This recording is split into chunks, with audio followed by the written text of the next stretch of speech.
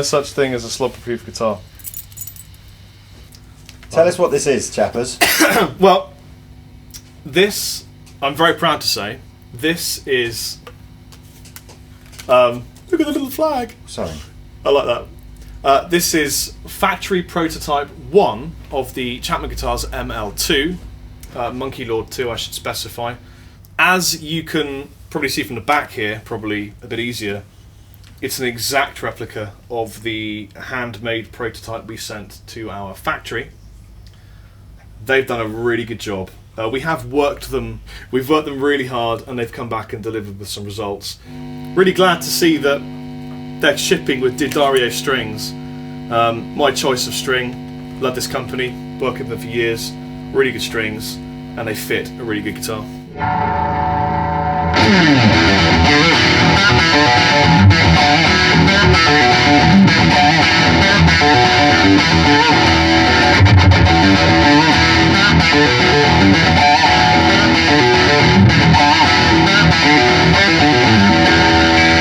Being as it is, this is factory prototype 1, there were a few changes we wanted to make. I think it would be fair to say that Lee and I are fairly hard taskmasters and quite demanding.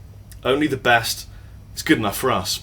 As a result, we've actually rejected this particular prototype to make 2 very small changes, one of which was that we wanted the electronics cavity just a tiny bit bigger for when we retrofit GC electronic goodness to it.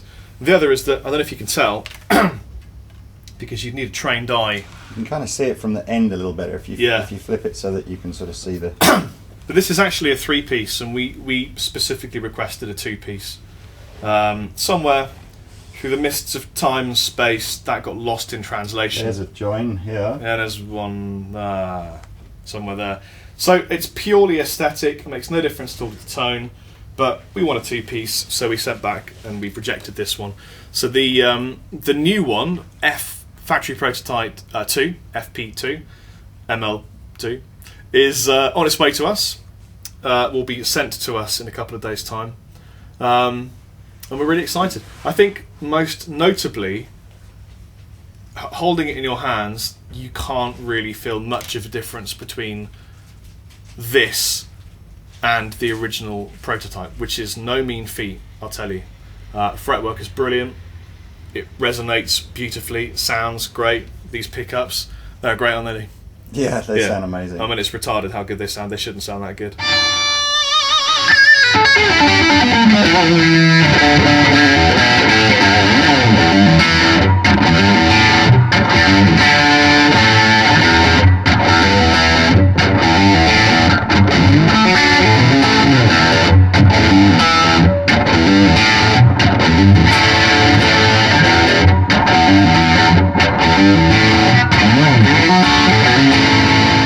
And I really like what they've done here with the truss rod cover, because we didn't really specify what to do with it.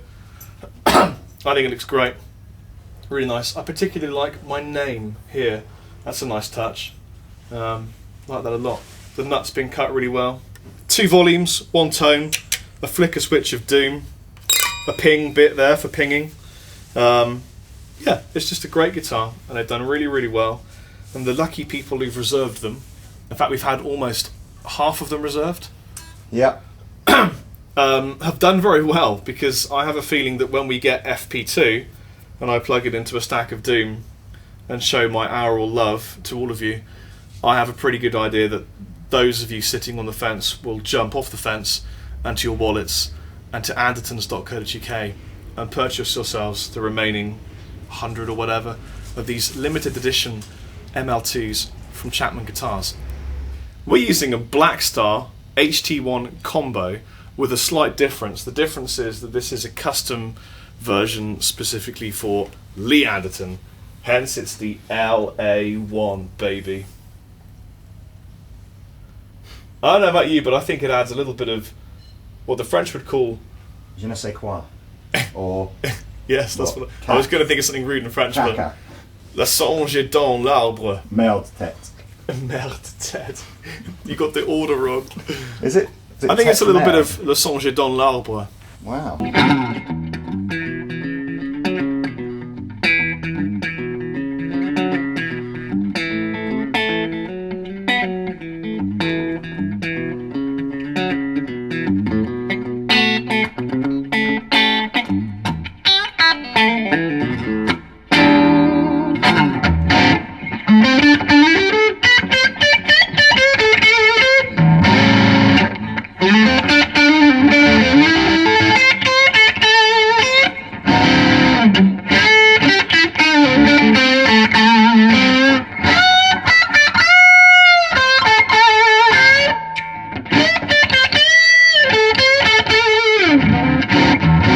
You're really a Strat player, aren't you? Yes. And you were saying something interesting about this.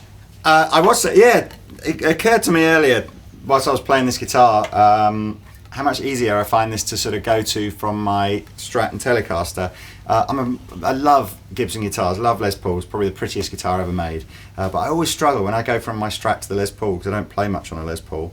I'm overcompensating. You guys know the scale length on a Les Paul is a little shorter than a Strat.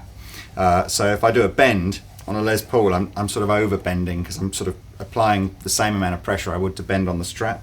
This is the scale length on the ML2 is actually in between a Strat and a Les Paul. So this is a 25-inch scale length, and I don't know why, it just kind of feels maybe as well it's got a maple neck with a slightly slimmer profile to a Les Paul. So I am kind of instantly finding this easier to jump between my Strat.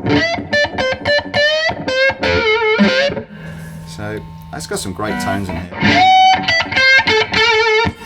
And Lola's just pulled my lead out. Thanks, Lola. She found the tone hound. Tone hound. You don't really like it when the guitar's being played, do you, darling? That's how my wife feels, and probably most other people that listen to it.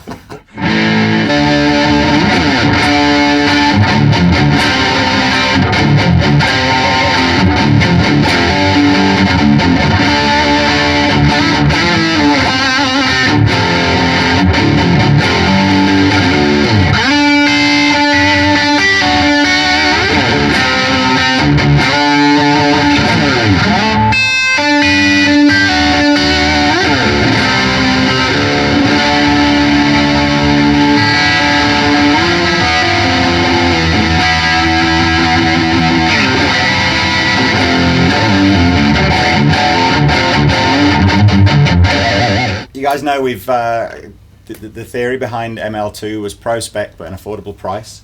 So part of our pro spec is a genuine ebony fretboard on here.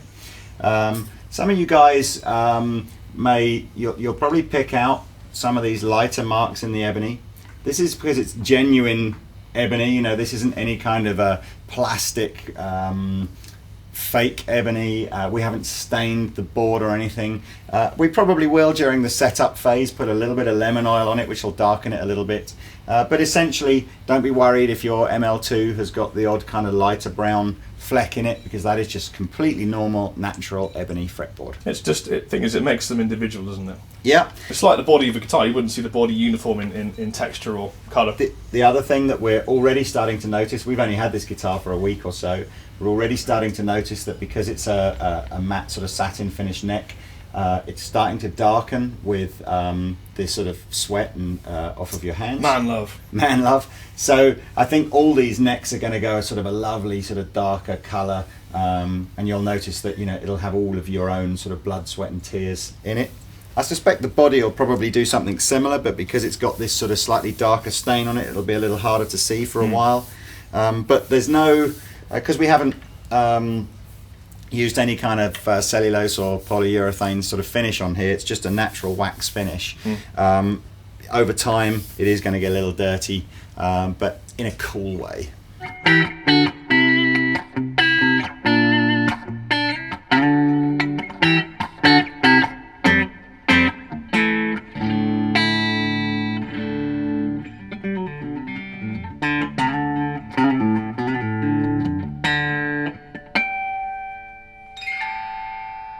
C'est magique.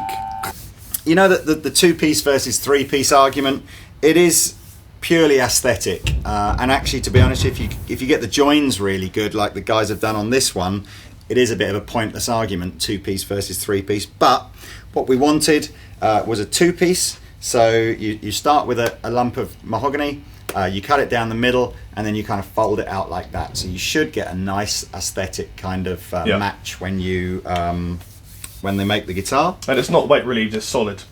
It's completely solid, although it's a little thinner than a Gibson Les Paul would be, so it doesn't feel as heavy as something like a solid Les Paul. We should point out, this is curved ever so slightly. Yeah. It isn't completely flat. Can you see that? If you hold it like that, it's got a very slight sort of contour curve to it on the top.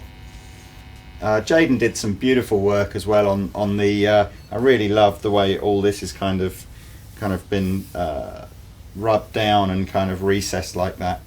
It's really pretty. And as with all the ML1s, of course, all the ML2s will get a proper check-up and set-up before we ship By them this out to man you. over Yeah. here. So, as you can see, the cardboard boxes lying around the room at the moment are some of the ML1s that Paul's already QC'd. How many have you got left? We had 300 and something, 320, something like that on the beginning of December. And Paul has QC'd probably about 250 of those. And we've sold about 200 of them. So we've got about 100 left, which is amazing. I don't think we've ever had, well, in fact, I know we've never had a guitar that we've sold as many as that, Really? 200 or something in just 6 weeks. Seriously? Wow, Yeah. that's amazing.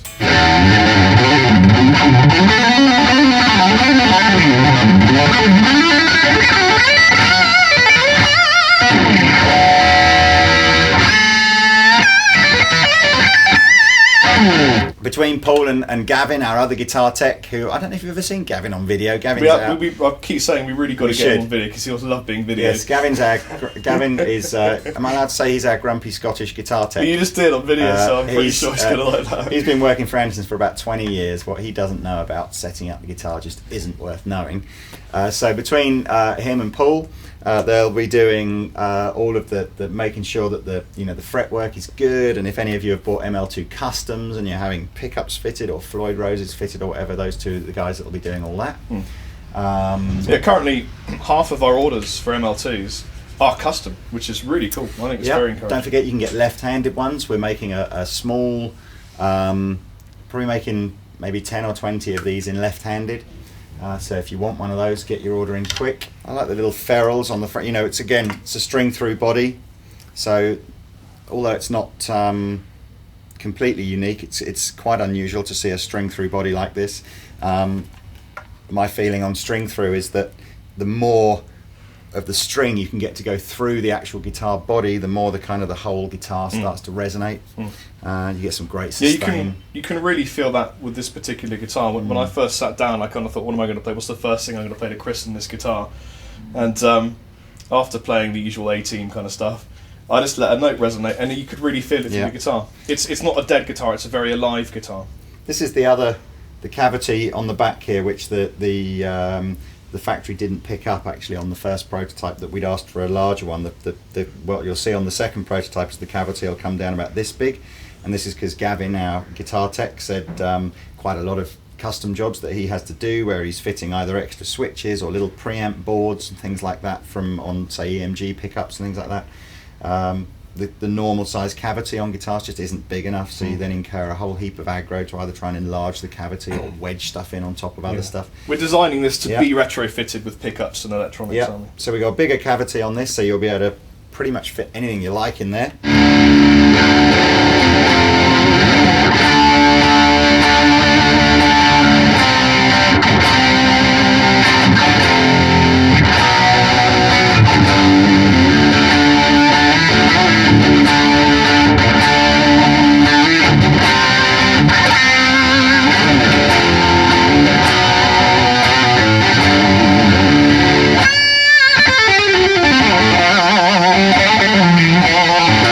This is other nice touches. Again, this is really where Gavin, our guitar tech, got a bit more involved. You'll see just behind the nut is about another probably 1/4 of an inch worth of sort of fretboard here. And this is where Gavin said, again, when you're fitting a locking nut to these guitars, if the fretboard has only got literally a millimetre or so behind the nut, you have to build up the fretboard in order to fit the locking nut on. So again, it's just another thing that takes time and looks a bit more kind of bodged, whereas we've designed this guitar with enough space on here to make it really, really easy and simple to fit a locking nut. So we can Floyd this up, baby. Yeah, there's quite a few. There's probably 20 or 30 ML2 orders that we've had to have Floyd Roses fitting. So that's quite a big job to fit the Floyd Rose. You can imagine a lot of routing needs to be done. So Lee, if you were going to order an ML2 yourself, what would you have done to yours? Great question. I probably, do you know what I probably would try and find some, found some nice wooden knobs on one of the websites, which I quite liked, and I might go for that kind of the wooden buttons on the headstock, quite like that sort of natural look. Pickups wise, I really have kind of been taken aback by. It's very for me now. It's quite hard to justify quite what goes into You're a trying pickup to be politically sensitive, aren't you? Well, I suppose in a nutshell, what I'm saying is these pickups here cost something like 50p each, and I've got pickups on my guitar which cost like £80 each, and I'm struggling to really kind of go, well, what's the difference? So. They sound really good, don't they? Yeah, I suspect that I probably will find that there'll be a set of pickups out there that'll give it a bit of extra welly and perhaps a little bit quieter and just generally accentuate all the good bits. I don't know I really liked the pickups you had on Jaden's one. Was that a Mojo? It's a Mojo and the bridge, yeah. Really like that. And Pafjo. I know, yeah. I can't remember now. No. Yes, but I also I'm spending a lot of time on the phone with the guys at Bare Knuckle at the moment, talking about all the different pickups that they make, and I've got a lot of time for them. They really know what they're doing. British company as well, so we can kind of wave the Union Jack and sort of help another British company out in these tough times. So maybe some War Pigs then. Yeah, maybe a War Pig's probably not good. quite for me, but they do some lovely pickups in the range, so I might try those. This is the ML2. It's January 26th today. Prototype 2 is supposed to be here by the end of January, and if it's good, then I'm going to give the factory an order, and these should be here by maybe March, April time. Hopefully sooner, but around then.